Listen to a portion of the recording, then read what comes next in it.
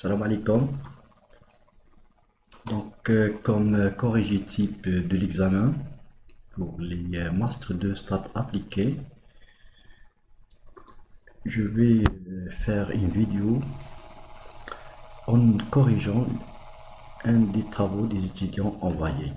Le travail envoyé par l'étudiante Imen Collé, c'est celui-là, sous forme d'un programme SAS.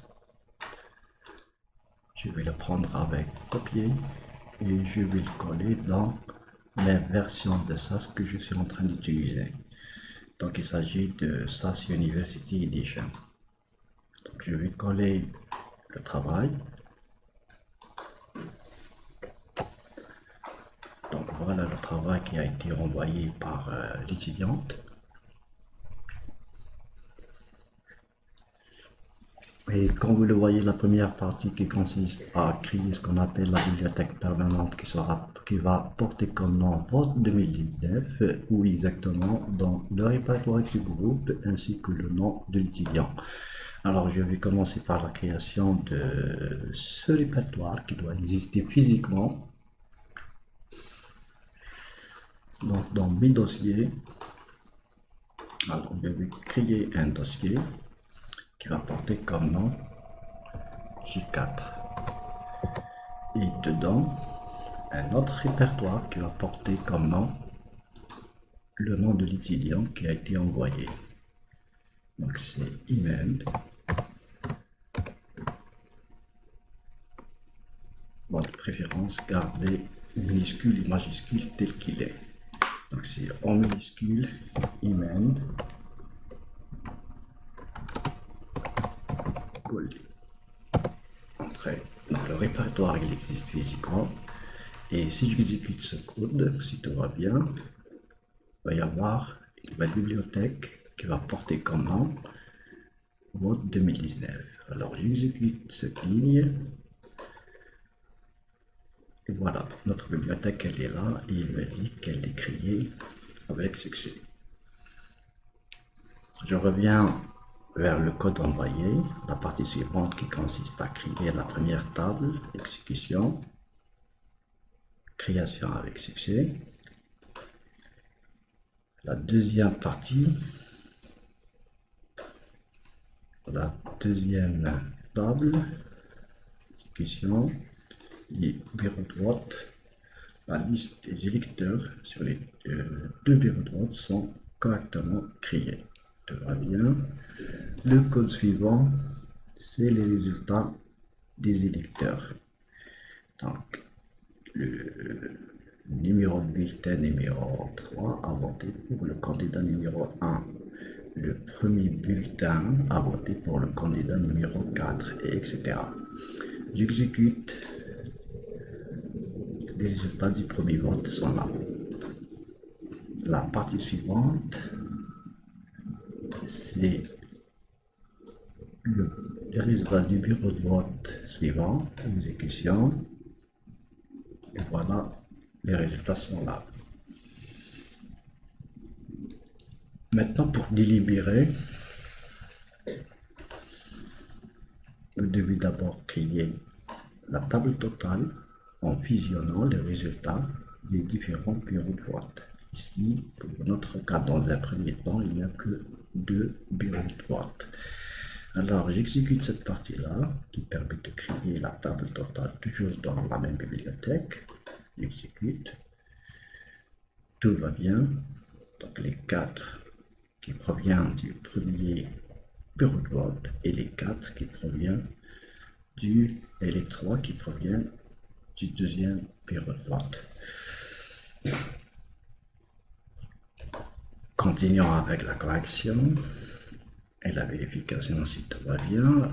L'étape suivante consiste à créer une table de fréquence à partir de notre table totale qu'on vient de récolter des différents résultats à partir des différents bureaux en créant une table de fréquence pour la variable numéro de candidat. Le numéro de candidat, il a apparu combien de fois dans la table totale. Alors j'exécute cette partie-là et comme résultat, vous avez out la table résultat qui sera créée. Exécution, tout va bien. Candidat numéro 1 a 2 bulletins, 2 a une seule, 3 a 2 et le 4 a 2. Bien sûr, dans le cas général, vous devez trier cette table-là aussi dans un ordre décroissant avec la procédure sort by descending selon la variable numéro de fréquence. Continuons avec la correction. Maintenant, c'est pour généraliser ce qu'on vient de faire. Donc, remarquez ici, pour créer la table totale, on vient d'utiliser 7. Combien de fois? 1 pour le premier bureau, 2 pour le deuxième bureau. Vous devez faire ça autant de bureaux que vous avez, ce qui n'est pas vraiment pratique. Pour cela, la définition du macro peut intervenir. Donc la macro à définir, quand elle sera nommée vote, en donnant uniquement le nombre des bureaux et puis la table totale à créer, elle sera commencée en ajoutant les électeurs ou les résultats qui se trouvent dans le premier bureau. Donc on vient de commencer par la définition des macro-variables i qui commence à partir de 1 et puis nous allons ajouter le contenu du bureau de vote numéro 1, 2, 3 jusqu'au dernier bureau de vote.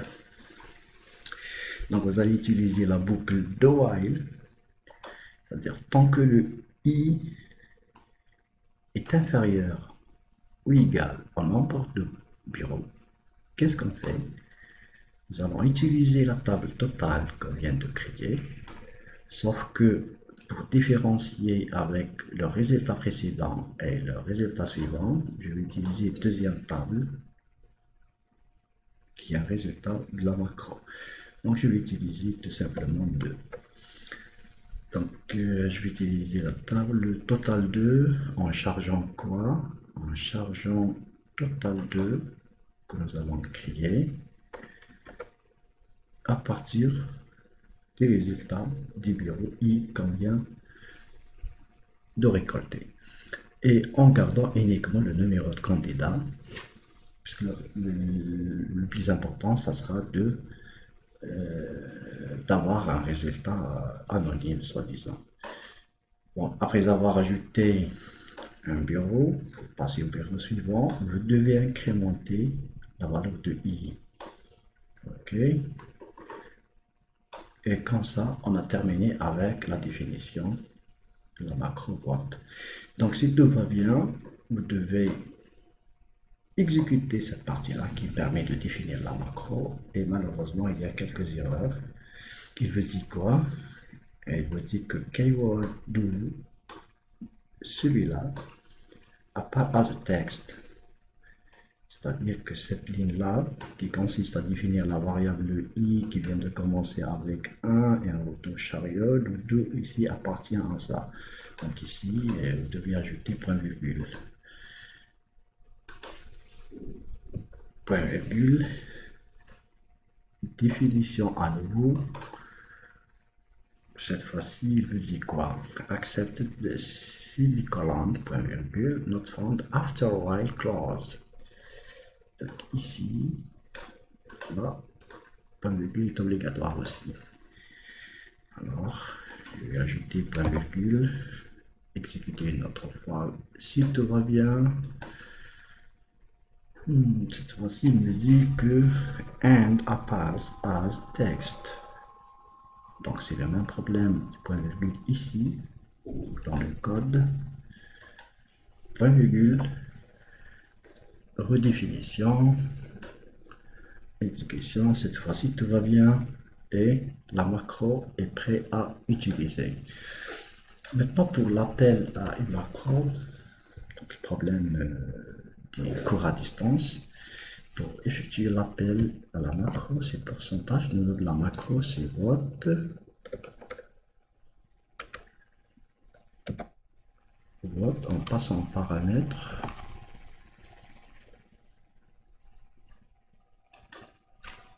En paramètre quoi? le nombre de bureaux que nous avons. Donc si je suppose que j'ai 2135 bureaux, alors je vais faire l'appel avec 2135 bureaux et point virgule. Maintenant pour corriger, pratiquement j'ai uniquement deux bureaux et le premier bureau c'est pas un, c'est 2134. Donc le i va commencer à partir de 2134. Puisqu'il y a des modifications que je viens d'apporter sur mon macro, alors je dois la redéfinir. Tout va bien, les mises à jour sont prises en compte. Alors maintenant, je peux afficher le résultat final. Exécute. Et pendant l'appel de ma macro, il y a un problème de construction de la table de. Pourquoi? Il vient d'afficher error file dans votre bibliothèque. Le bureau de vote numéro, ce numéro n'appartient pas à l'intervalle que je viens de mentionner, does not exist. Donc, je vais voir comment cette table est construite. Dans mon code, la table résulte bureau de vote numéro combien? Voilà. Numéro, elle sera suivie par qui? Alors, je vais supprimer ça. Donc, c'est au niveau de la définition de la macro, il suffit juste de récupérer le texte qui va, la valeur, qui est un texte qui représente le numéro du bureau de vote ayant les résultats de ce bureau de vote. Et notre définition est appel, exécution. Voilà, cette fois-ci tout va bien.